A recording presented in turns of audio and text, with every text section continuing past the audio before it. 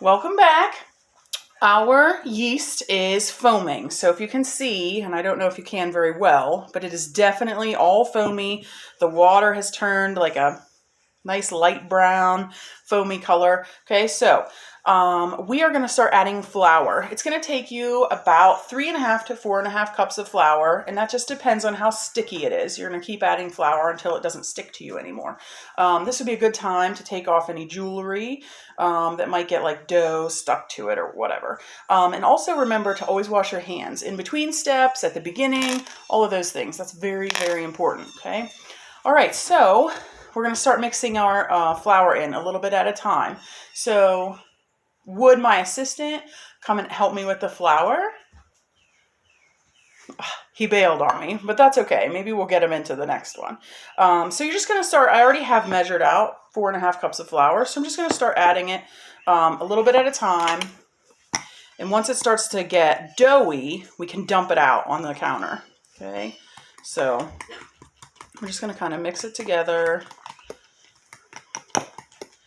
It doesn't have to be, it's going to be lumpy, whatever. You're just really trying to get it to that dough stage.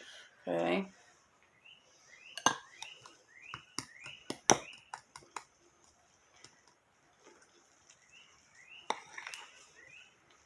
Okay. And it's getting pretty thick. We've added not quite 2 cups yet, I'd say. So pretty soon we'll be able to dump it out on the counter. Maybe after another scoop. Okay.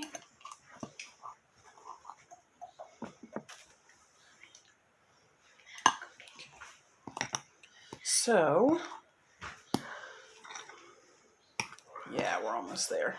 And don't worry, just have a clear space so that you can put it out on your counter with some flour under it so it doesn't stick to your counter too much. Wipe down your counter ahead of time to make sure, you know, that it's clean. You don't want to get any crumbs or bits of anything else in your dough. That's not fun.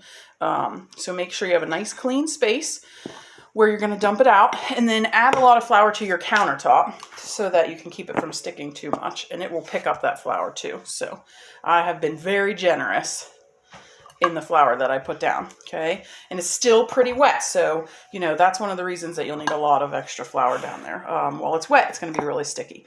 Don't be afraid to get in there with your hands when it's time. A lot of times I found that my students are like nervous about getting into something with their hands, but as long as your hands are clean, you're good to go.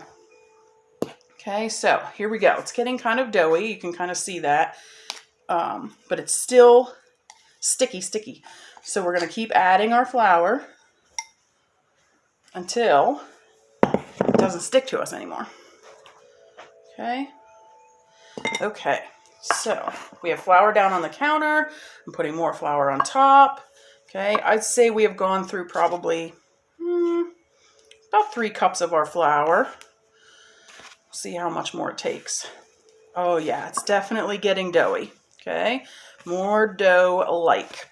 So pull it apart. It's going to be sticky inside, and you want to definitely get rid of as much of that stickiness as you can. Okay. Keep folding it over on itself if you've never kneaded dough before. That's kind of how it works. You just keep folding it over, making sure that you're getting all those sticky spots out, adding enough flour. Okay. Don't worry about kneading it. This is okay. If you're in my culinary class, you already know that some doughs shouldn't be kneaded very much, but some need to be kneaded a lot. We've made biscuits. That's something you don't need very much. But we've also made pasta. That's something you have to knead a lot. So this bread is kind of somewhere in between. Okay, this is like a very simple French bread. Okay, don't let that scare you. A lot of times people think, oh, this is going to be hard. It's not hard. It's been super easy so far, right? And it's only going to get easier. This is the most difficult part. Okay, so I feel like we have enough flour here in our dough. Okay, it's not sticking to me very much. Okay, so I'm just about there.